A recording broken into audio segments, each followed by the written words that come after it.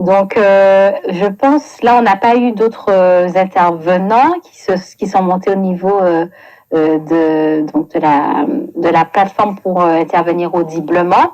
Je regarde au niveau du chat, donc il n'y a pas eu d'autres commentaires. Malheureusement, il y a Laurie et Luc qui ont été déconnectés. Donc, je ne sais pas, c'est dommage. J'aurais bien aimé les entendre par rapport à cela. Mais en tout cas, moi, c'est ce que je retiens de ces moments. Il y a Anne qui vient nous rejoindre, qui accepte de nous apporter son analyse par rapport au thème, et notamment, certainement, ce qu'elle voit que j'ai beaucoup à cœur, la dimension éducative. Parce que je pense que pour expérimenter la liberté de penser, ça passe par une démarche éducative. Donc, qu'est-ce que tu peux nous dire par rapport à ça, Anne? Bonsoir Angelina. Eugénie, pardon. Bonsoir. Pardon, bonsoir tout le monde. Oui, alors merci pour cette room. Oui, voilà, dans le chat, j'avais parlé des enfants, du fait de les inviter à écouter leurs ressentis et d'écouter leur corps.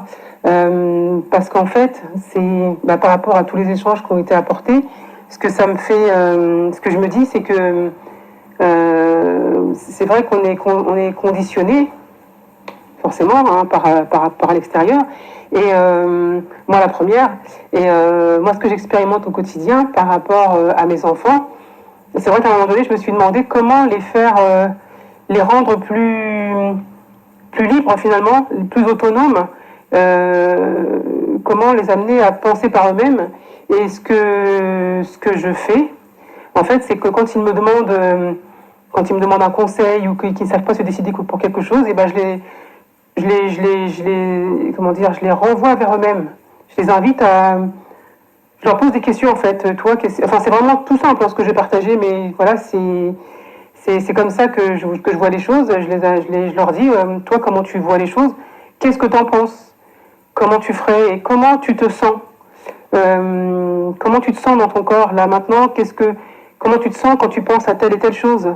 Et pour qu'ils prennent l'habitude de se référer à à l'intérieur, parce qu'en fait, leur corps en tout cas voilà, c'est vraiment comme ça que je vois les choses, que leur corps a des réponses, enfin a les réponses, on a toutes les réponses en nous, et en faisant confiance à son corps, le corps, en étant attentif, surtout à ses ressentis, comment on se sent, ce que moi je n'ai pas été habituée à faire.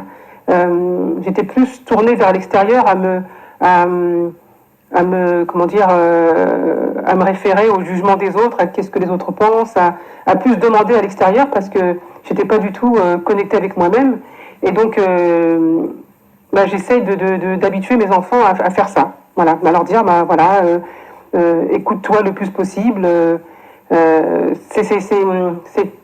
Enfin, dire ça comme ça semble un petit peu peut-être bizarre, mais voilà, c'est comme ça que je vois les choses. Donc, je sais pas si j'ai été claire. Oui, c'est très clair, c'est très intéressant. Donc, par rapport à cette démarche de ne pas forcément aller chercher une réponse toute faite, mais plutôt être dans l'expérience. Donc, l'expérience déjà intérieure, essayer de s'interroger par rapport à cet événement ou cette situation ou cette question que l'on se pose.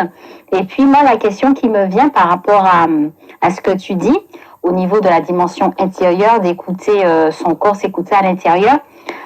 Bon, la question qui me vient, c'est si au final, en amont, on est déjà, entre guillemets, un peu conditionné, c'est-à-dire que nos actions sont déjà un peu orientées.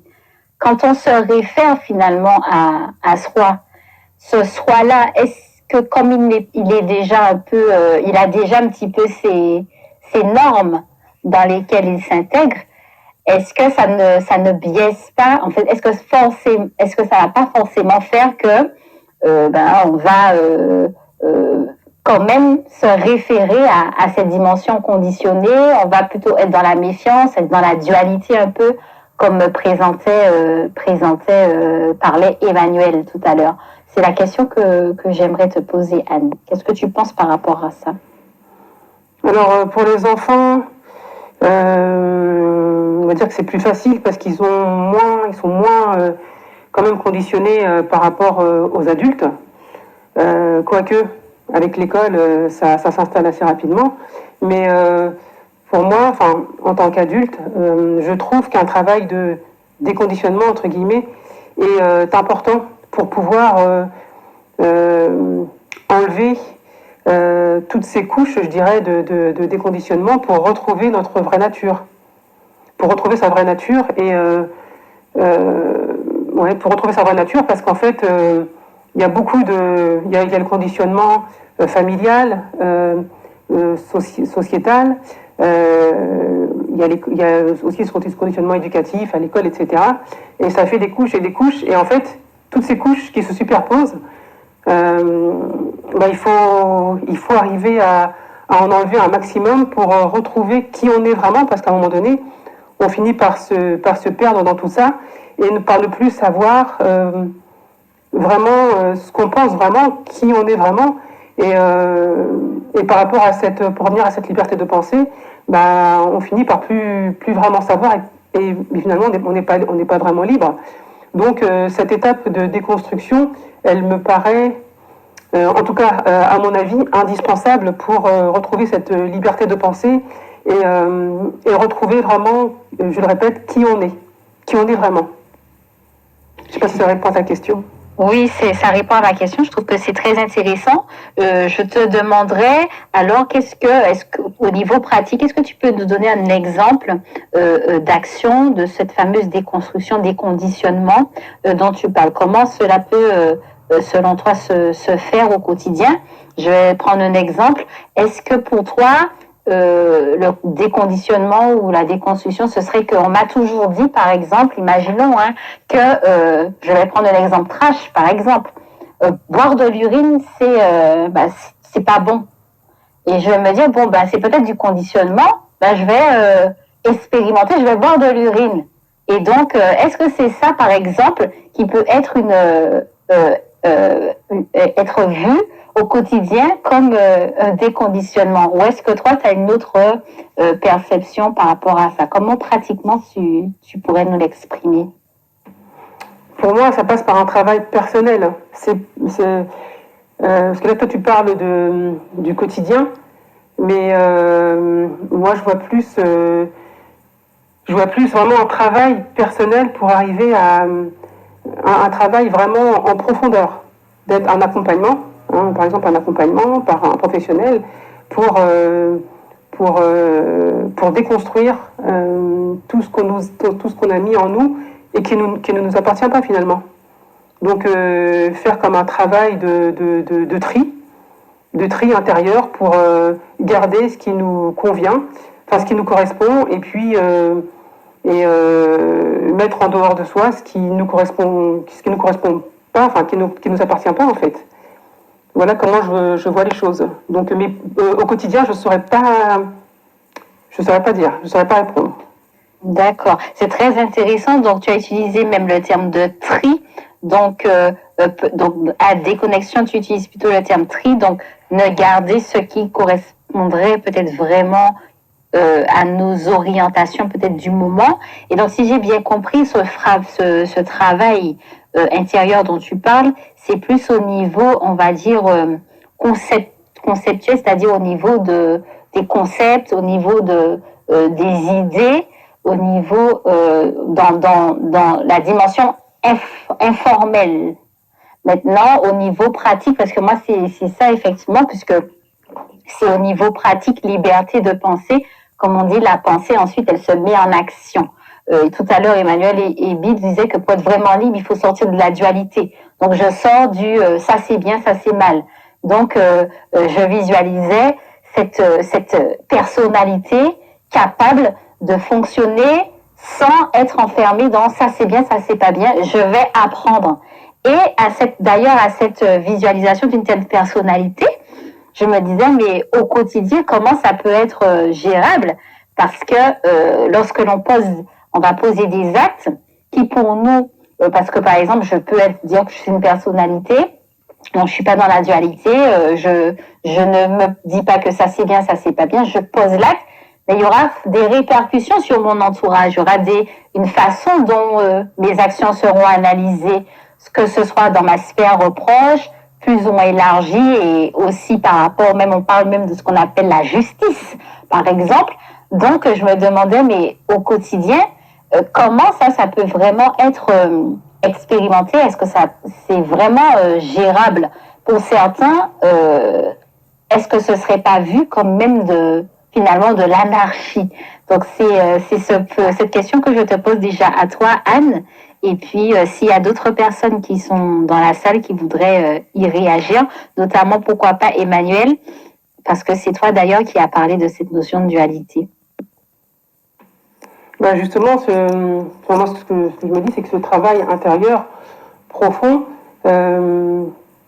nous aide c'est à partir de ce travail profond, en profondeur, intérieur, qu'on peut réussir du coup à ressentir ses propres limites,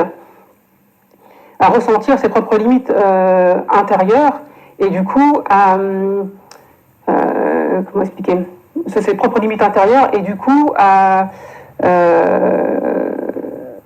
pouvoir mieux quand on est à l'extérieur, de pouvoir mieux les ressentir, et quand on interagit ou qu'on fait quoi qu'on fasse à l'extérieur, on le fait par rapport à ses propres limites à soi, parce que on a tous des limites, mais qui sont différentes selon les personnes. Et quand on fait ce travail intérieur, ses propres limites ressortent de façon plus claire. Sinon, les limites ne sont pas claires, et ce sont les autres qui vont intervenir pour comment dirais-je, pour d'imposer finalement leurs propres limites à eux. Alors que, en tout cas, moi, c'est vraiment comme ça que je vois les choses. Je ne dis pas que j'ai raison, mais c'est ce que j'expérimente en tout cas. Le fait de déconstruire permet de retrouver, son pouvoir intérieur, et de retrouver ses limites qui peuvent ne pas être claires quand on fait pas ce travail-là, parce qu'on est influencé par l'extérieur, et quand on fait ce travail-là, on retrouve ses propres limites à soi, et les choses sont beaucoup plus claires pour soi déjà, et donc on peut interagir de façon plus saine avec l'extérieur, parce qu'on est vraiment nous-mêmes. Voilà ce que je peux dire. Très intéressant. Alors, je vais un petit peu essayer de résumer ce que j'ai compris de ton approche, c'est-à-dire qu'en fait, ce travail que tu dis intérieur, mais qui va resplendir au niveau extérieur, dans notre façon de faire, dans notre façon d'être, et dans nos interactions avec ce fameux autrui, qui lui aussi doit être libre. Donc, si je comprends bien, c'est que au lieu d'être dans une démarche comme tu parlais, que les limites soient imposées par l'extérieur, c'est-à-dire que d'emblée, on m'a dit que il faut faire comme ça ou il ne faut pas faire comme ça.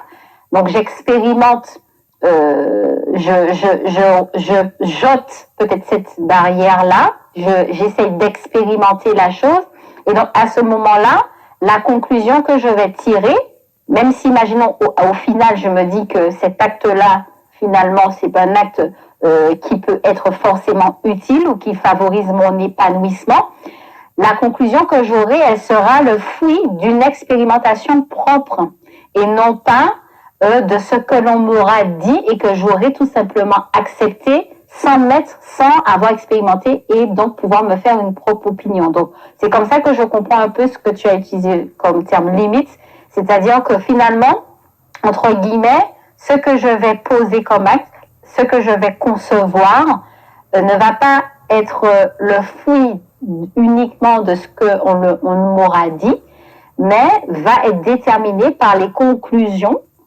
que je me fais suite à des expérimentations qui peut-être sur le coup peuvent être vues comme non politiquement correctes, un petit peu déstabilisantes peut-être pour ceux qui m'observent, mais qui est nécessaire pour que moi, je puisse expérimenter cette liberté d'expression, et que si à un moment donné je pose ou pas un acte, cela soit du fait de cette expérience personnelle. Est-ce que j'ai bien perçu un peu ce que tu as voulu apporter? Oui, c'est à peu près ça. Ouais. Je n'arriverai pas à la réexpliquer, mais voilà, en gros, c'est l'idée. Ouais. Ok, c'est très intéressant. Je vois qu'il y a donc Sarah Cookie qui nous dit et de se sentir moins coupable face aux autres, on apprend à se centrer sur soi. Parce qu'effectivement, il y a cette notion, c'était d'ailleurs la question que je posais, et elle utilise le mot coupable, cette fameuse culpabilité. Parce que quand on se sent coupable ou qu'on pose des actes à reculons, ou on a peur de poser des actes par peur de se sentir coupable, c'est que effectivement, c'est le regard d'autrui, ce fameux autrui qui nous impose des limites. Donc ça, c'est clairement un signe qu'on n'est pas libre en fait. Si au quotidien on observe que notre fonctionnement est déterminé par la culpabilité, donc par cette fameuse dualité dont Emmanuel parlait, effectivement, on n'est pas finalement dans la liberté. Parce que peut-être que si j'avais l'opportunité, sans qu'il y ait le regard d'autrui, j'aurais posé l'acte ou j'aurais pas posé cet acte, mais je le fais ou je le fais pas par rapport à l'image ou au regard d'autrui. Donc, en fait, la liberté serait vraiment d'avoir cette capacité, cette personnalité, on peut même dire ce courage d'expérimenter, donc de ne pas conditionner les comportements, la façon de voir par rapport à ce qui est donné de l'extérieur, mais de pouvoir soi-même expérimenter et tirer sa conclusion. Et à ce moment-là, quand j'agis, je fonctionne au quotidien, c'est sur la base d'une expérience, d'une conclusion par rapport à l'effet que je vois en moi et peut-être aussi dans mon environnement sur des actions. Et j'ai beaucoup aimé le terme harmonie. Je crois que c'est Emmanuel qui a utilisé le terme harmonie. Pour moi, la vraie liberté aussi, elle s'exprime dans l'harmonie. Donc ça crée une harmonie puisque comme on est soi, effectivement, on est soi, on expérimente, on apprend, on grandit. On s'épanouit, parce que pour moi, liberté va avec épanouissement.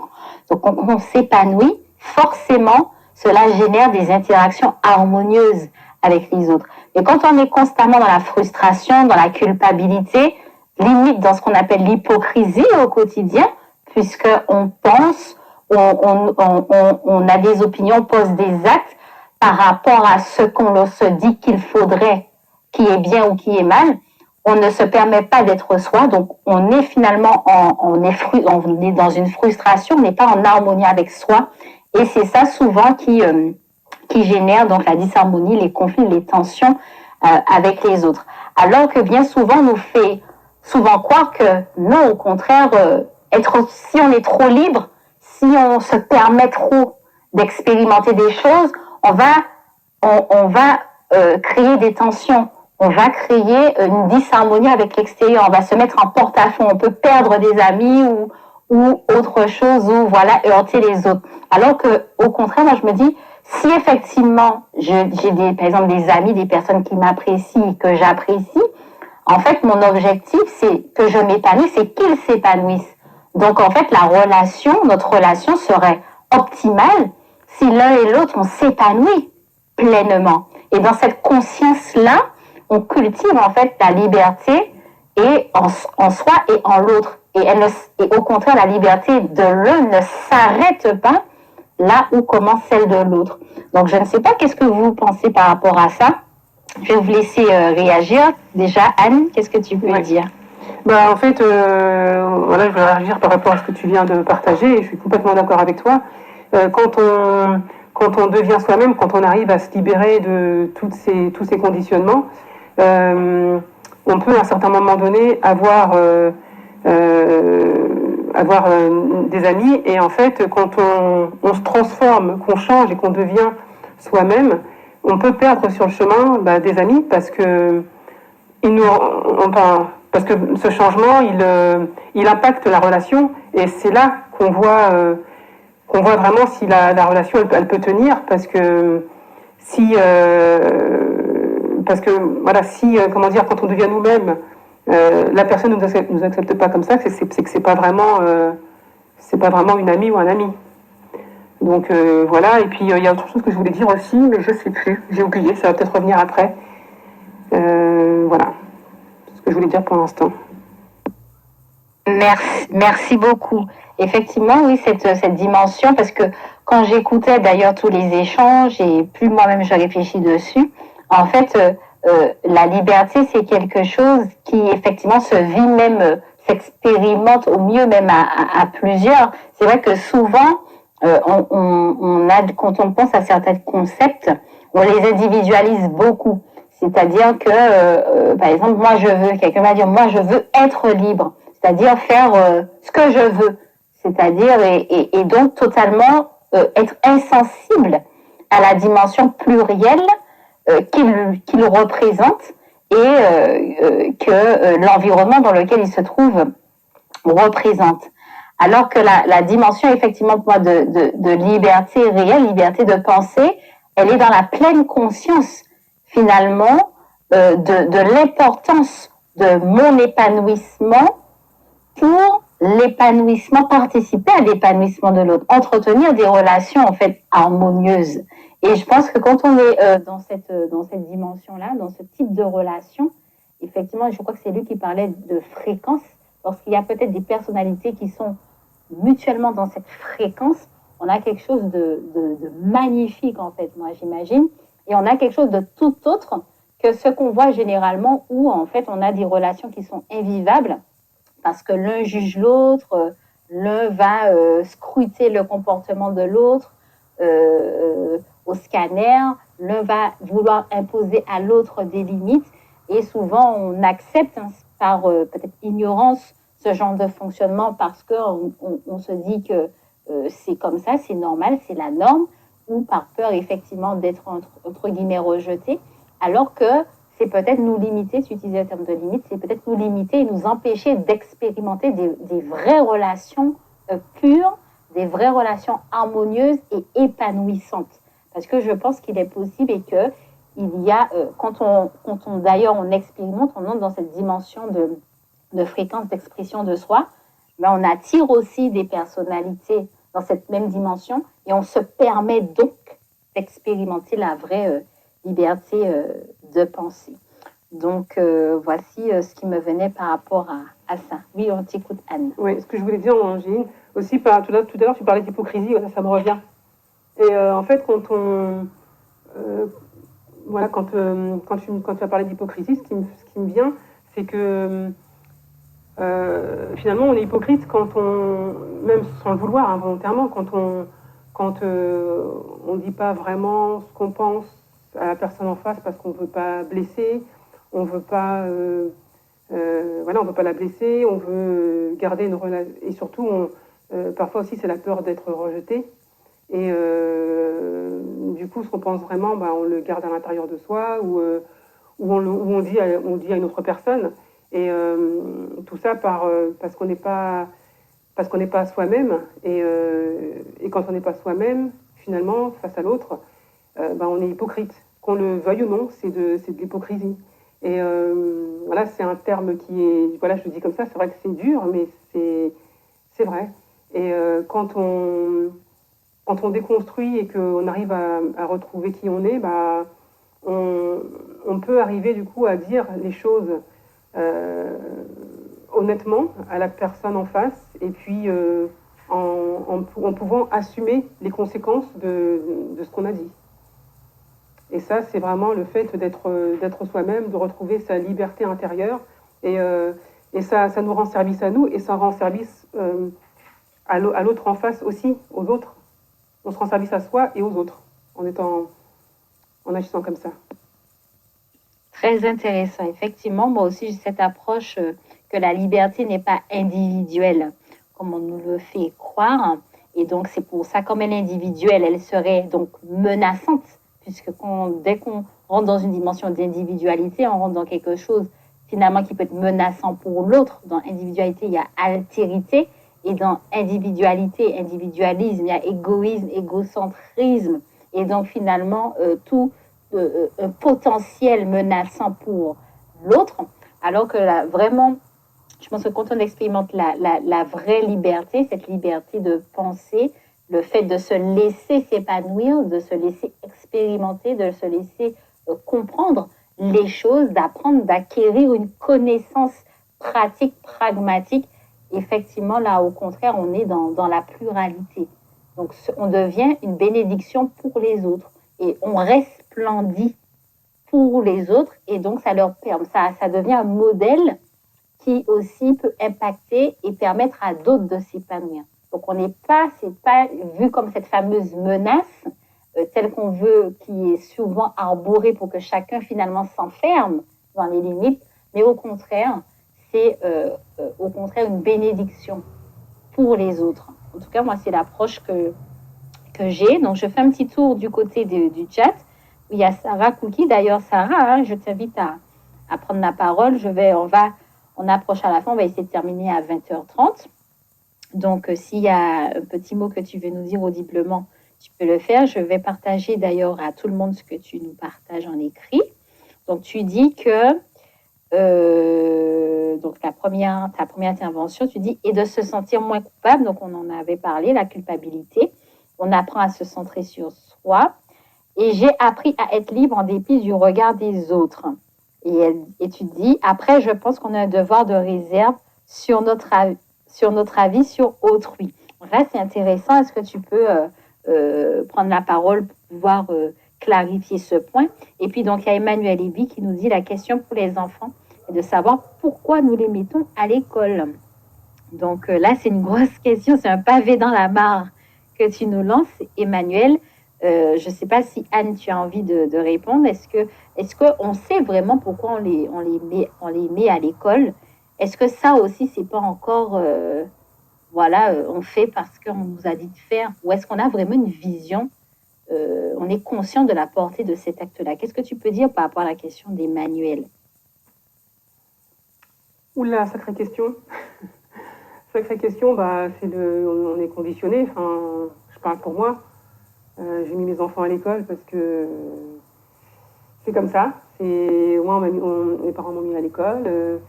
Je fais je suis ce que la société fait, donc je ne me voyais pas ne pas les mettre à l'école. Ceux qui le font, c'est très courageux, je trouve.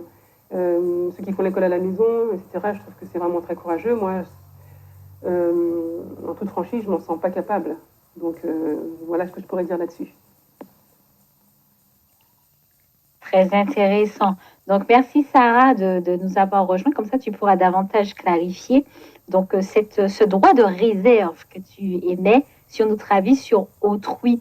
C'est pas un petit peu d'hypocrisie, non? Qu'est-ce que tu peux dire par rapport à ça, Sarah? Bonsoir, est-ce que vous m'entendez? Oui, on t'entend très bien.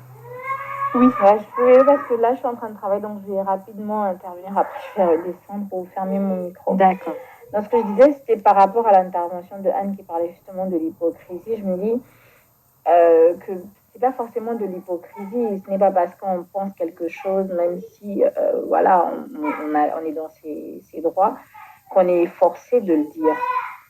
Moi, je trouve pas que ce soit de l'hypocrisie. Je pense qu'à un moment donné, on a le droit d'avoir son avis sur quelque chose, mais à partir du moment où ça ne nous concerne pas, on n'est pas forcé de le dire.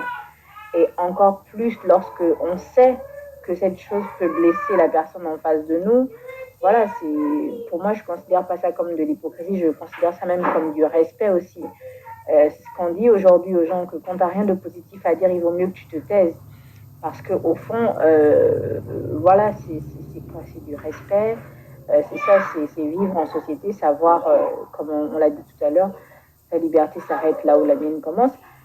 On ne peut pas tout dire sous prétexte que voilà, on est super franc, qu'on est quelqu'un de totalement transparent, parce que moi j'entends ça très souvent sur CH, des gens qui disent ouais, mais moi voilà, je suis pas hypocrite, mais quand tu entends où voilà, je mâche pas mes mots, je suis quel est le terme qu'ils utilisent, c'est honnête, franc, mais quand tu entends leurs propos, les propos sont blessants, ils sont condescendants envers les gens. Est-ce que c'est de l'honnêteté? Est-ce que c'est de la franchise? Non, c'est de la méchanceté des fois. Donc pour moi, je pense que se taire, c'est souvent c'est une forme de respect. Voilà quoi. surtout lorsque les choses qu'on va dire sont susceptibles de blesser la personne en face de nous, bah, il vaut mieux qu'on se taise. Merci Sarah. Oui, Anne, tu veux réagir? Oui, merci Angéline. En fait, je suis d'accord avec toi, Sarah. Après, ça dépend des situations, en fait. Ça dépend des situations. Alors moi, la première, hein, je dis pas tout ce que je pense, hein, mais je sais pas, ces derniers temps, je me dis que c'est vraiment une réflexion que je vous partage, mais ça me concerne en fait. C'est qu'en fait, je me dis finalement, il y a des choses que je pense que je ne dis pas, et peut-être que c'est un petit peu dur de dire ça, mais je me dis, finalement,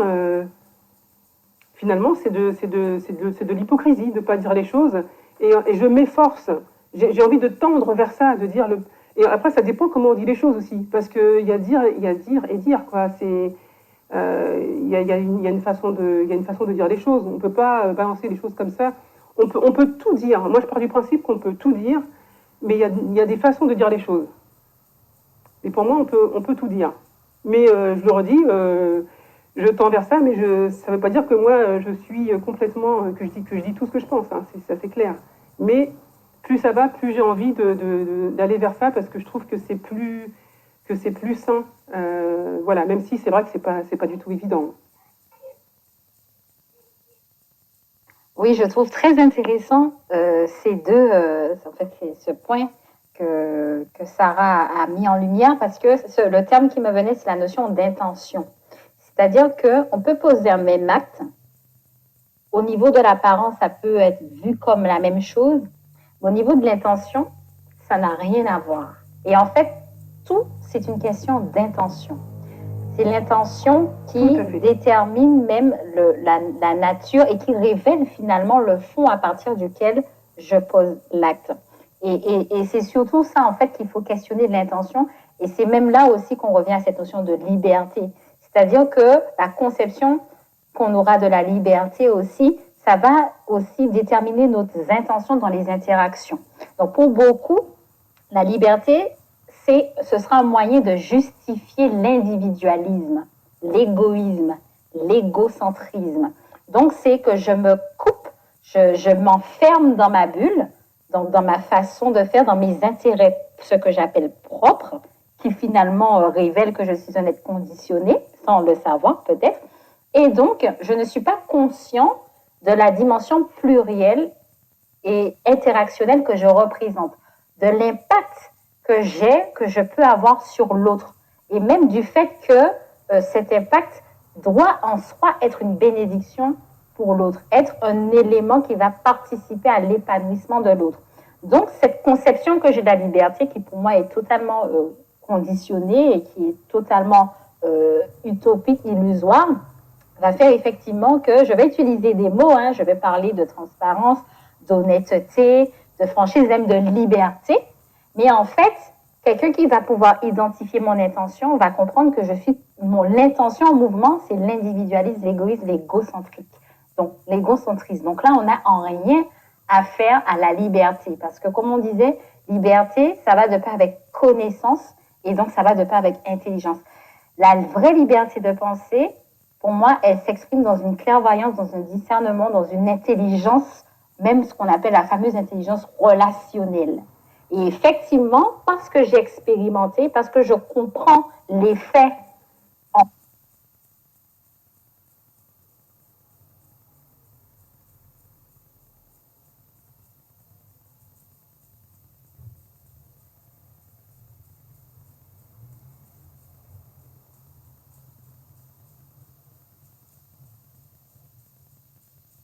moi, l'épanouissement en moi et les faits en l'autre, quand je vais poser un acte, j'ai beaucoup aimé le terme que tu as utilisé, Anne, c'est la dimension de responsabilité.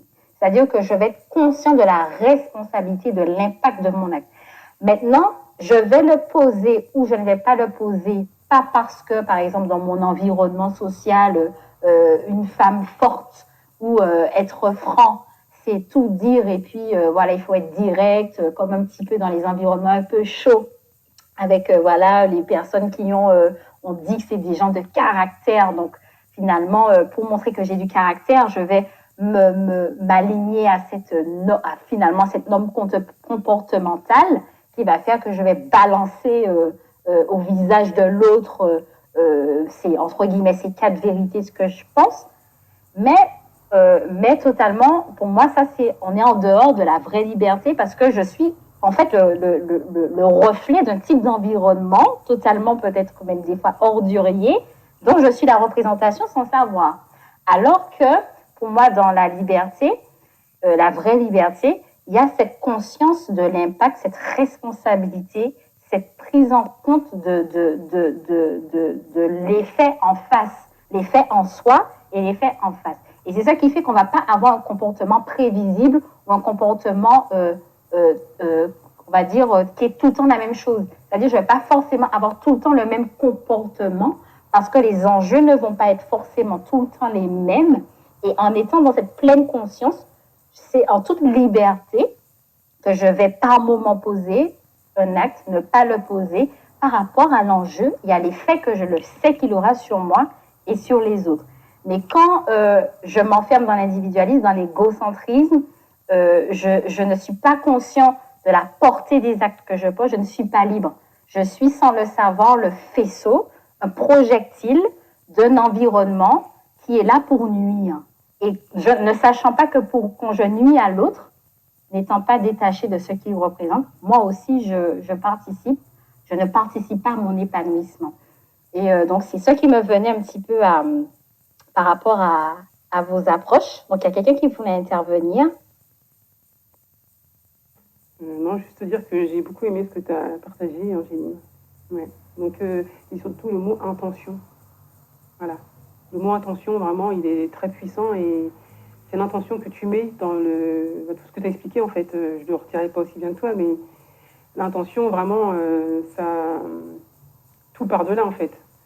Le fait de dire les choses de façon, si tu mets une intention vraiment avec bienveillante, de vouloir être être la plus honnête possible, mais avec en étant en étant constructive dans ce que tu apportes, plutôt que comme tu l'expliquais, vouloir dire les choses, mais de façon qui peuvent juste pour avoir raison, en partant de l'ego. Là, c'est pas du tout la même intention et le résultat il sera pas du tout pareil. On va faire plus de mal à l'autre. Et moi, je parlais plus d'intention bienveillante, de dire les choses vraiment avec le cœur, plutôt en partant du cœur. Voilà. Extra. Je pense qu'on va d'ailleurs clore notre room avec ce terme, cette fameuse intention. C'est-à-dire qu'effectivement, et si la liberté de penser serait cette capacité de pouvoir à chaque instant questionner, identifier notre intention. L'intention qui anime ma pensée, l'intention qui anime mon action, mon inaction, mon comportement vis-à-vis d'autrui. Avons-nous cette capacité au quotidien de questionner notre intention? L'intention qui détermine nos actions, elle vient de quoi? Elle vient d'une norme, elle vient d'un conditionnement, elle vient du politiquement correct, elle vient du fait de vouloir plaire ou de vouloir, entre guillemets, nuire ou autre? Ou est-ce que l'intention, entre guillemets, qui m'anime au quotidien, c'est tout simplement m'épanouir, resplendir, apprendre, connaître et pouvoir m'épanouir et donc participer à l'épanouissement de l'autre. Et je pense que quand on est dans la deuxième dimension, donc on réussit lorsqu'on se questionne à s'assurer que l'intention au départ, elle est dans cette dimension d'épanouissement, de développement, de connaissance, on peut expérimenter la véritable liberté sans qu'elle soit dans ce caractère menaçant, nuisible pour autrui. Mais au contraire, on devient un flambeau, un faisceau, en fait une lumière pour les autres. Donc voici comment moi je conclurai cette room. Alors je vois qu'il y a une interaction au niveau du chat que je lis. Donc c'est Mounir qui nous dit l'intention est une notion très importante, notamment en l'islam. Et je pense effectivement que ce soit l'islam, que ce soit dans toute autre conception, même dimension, comme on peut dire, conceptualisation philosophique ou autre, c'est très important. Pour moi, c'est la base. C'est donc l'intention, c'est l'identité, c'est la source même qui nous met, qui détermine finalement ce que l'on est. Et pour moi, pour être vraiment libre, il faut déjà avoir la capacité de questionner notre intention. Il ne faut pas chercher que ce soit l'extérieur qui ne nous limite pas, mais il faut vraiment avoir cette force, cette liberté de questionner au quotidien notre intention. Et donc, lorsqu'on a réussi à l'identifier, qu'on la maîtrise, cette intention, on peut vraiment expérimenter la vraie liberté de penser, la vraie liberté d'exprimer ce que l'on est, qui favorise notre épanouissement et l'épanouissement d'autrui. Donc voici un petit peu ces points que nous avons abordés aujourd'hui. Merci à tous ceux qui ont accepté d'intervenir, d'apporter leur approche sur le thème. Il y avait Luc, il y avait Laurie, il y a eu Emmanuel, il y a eu Anne, il y a eu Sarah, il y a eu tous ceux qui ont écouté, qui ont été là, mais plus dans une dimension d'écoute. Donc le replay est activé, vous pourrez réécouter donc ces échanges. Et puis j'essaie de faire des petites rooms toutes les 2 semaines sur des thèmes un petit peu dans cet esprit. Donc si ça vous intéresse, n'hésitez pas à vous abonner donc au club Un Regard Nouveau. Et puis si aussi il y a des thèmes qui vous intéressent, moi je suis très ouverte. Vous pouvez aussi me proposer par message en aparté peut-être des propositions de thèmes et puis que l'on pourrait aussi autour desquels on pourrait se retrouver. Voilà. Donc merci à tous. Donc merci Mounir, merci à tout le monde. Et puis on se dit dans 2 semaines pour un prochain thème. Au revoir les amis. Au revoir, merci beaucoup.